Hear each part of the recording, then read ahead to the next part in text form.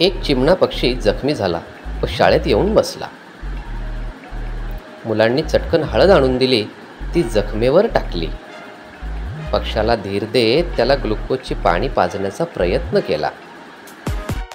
गुटुगुटू करत चिमणा पाणी पिऊ लागताच सर्वांच्या चेहऱ्यावर हसू फुलले. पाणी पिऊन चिमणा मुलांना जणू काही थँक्स असेच म्हणत होता.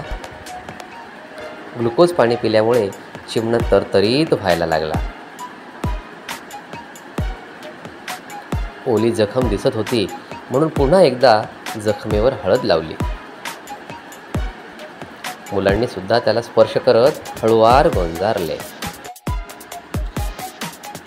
पाणी दाखवता स्वतःहून पाणी प्यायला सुरुवात केली आणि आता नको म्हणत म्हणत भुरकन ओढण्याचा प्रयत्न केला. सर्वांना आनंद झाला.